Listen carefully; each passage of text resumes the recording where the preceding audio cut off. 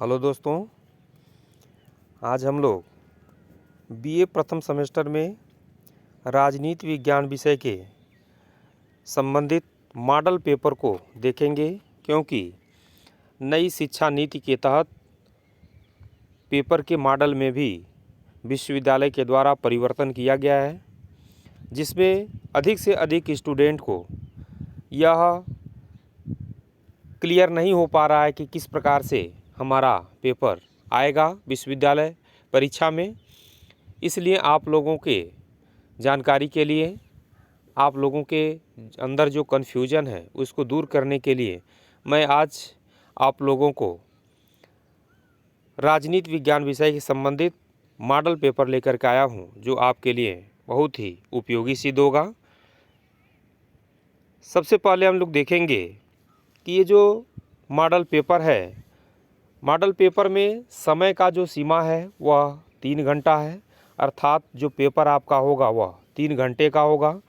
पहले जो प्रश्न हुआ करते थे वह 100 नंबर के हुआ करते थे, लेकिन अब आप लोगों को प्रत्येक सब्जेक्ट में 25 नंबर कॉलेज से प्राप्त होगा और जो लिखित परीक्षा आपकी विश्वविद्यालय होगी वह 75 नंबर का सिर्फ होगा।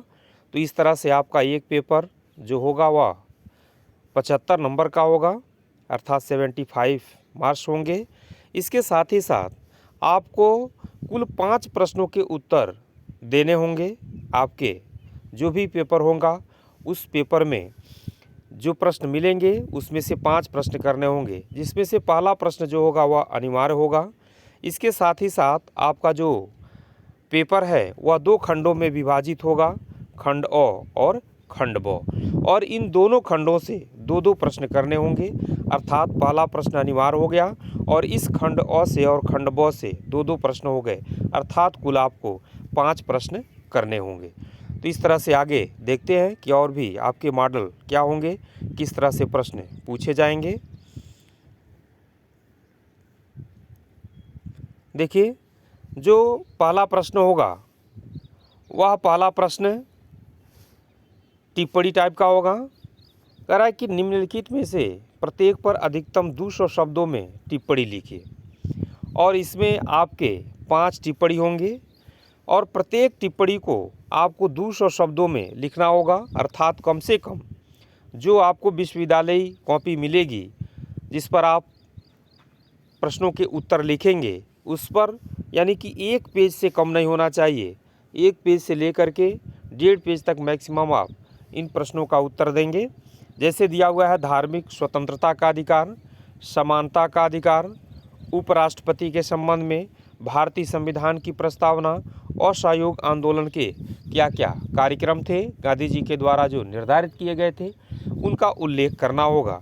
तो इस तरह से ये जो पहला प्रश्न होगा ये अनिवार्य होगा, इसको आपको करना ही करना है। इसमें आपको ये नहीं है कि इसको छोड़ के दूसरा कर लेंगे तो आपका जो है कि जवाब गलत हो जाएगा, इसलिए इस प्रश्न को आपको करना ही करना होगा। तो एक प्रश्न ये आपको करना होगा। इसके बाद से हम लोग देखते हैं कि आगे जो आपके खंड अ और खंड ब है इससे किस प्रकार के प्रश्न आपको मिलेंगे। देखिए, आपको खंड अ से भी 2 प्रश्न करने होंगे, लेकिन यहाँ पे प्रश्न का जो है कि मॉडल थोड़ा परिवर्तित हो गया है। यहाँ पर कह रहा है कि निम्नलिखित में से 2 प्रश्नों के उत्तर दीजिए और प्रत्येक भाग का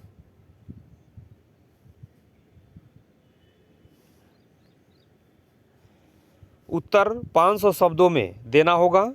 जैसे दूसरा प्रश्न दिया है, निम्नलिखित का विवेचना कीजिए, मुख्यमंत्री के किन्हीं 4 शक्तियों का वर्णन कीजिए, शोषण के विरुद्ध अधिकार। तो इस तरह से जब दूसरा प्रश्न आप करेंगे तो उसका ए और बी दोनों करना होगा, तब ये पूरा कंप्लीट एक प्रश्न माना जाएगा। और उसके बाद से अगला जो आपका प्रश्न होगा, मान लीजिए कि तीसरा प्रश्न है, तो इस तीसरे प्रश्न को भी आपको करना होगा, तो इसका भी ए और बी करना होगा और एक प्रत्येक को जो है कि 500 शब्दों में लिखना होगा।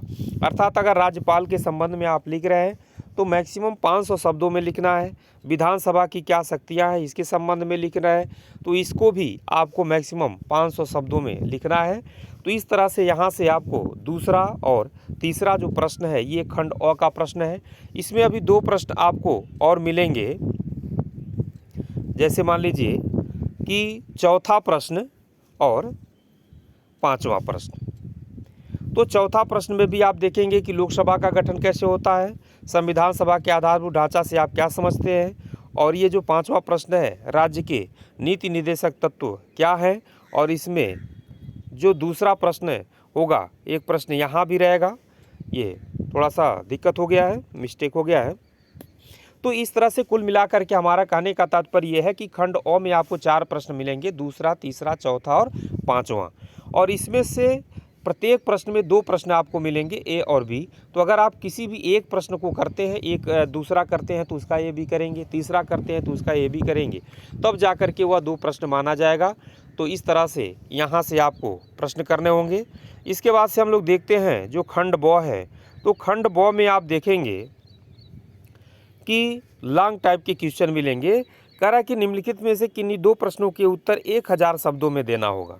यानी कि यहाँ पर भी आपको 4 प्रश्न मिलेंगे और इन चारों प्रश्नों में से किन्हीं 2 प्रश्नों को करना होगा। जैसे देख रहे होंगे आपके 6 नंबर का है, 7 नंबर, 8 नंबर और 9 नंबर। तो इन 9 नंबर तक के जो सवाल हैं इनमें से किन्हीं 6वां, 7वां, 8वां और 9वां में से किन्हीं 2 प्रश्नों को करना होगा। जैसा कि यहाँ आप देख रहे होंगे, संविधान सभा का गठन किस प्रकार हुआ, व्याख्या कीजिए। अगर इसको करते हैं तो इसको भी आपको कम से कम 1000 शब्दों में उत्तर देना होगा। यानी कि जो आपकी कॉपी होगी उसमें आपको कम से कम 5 पेज लिखना होगा।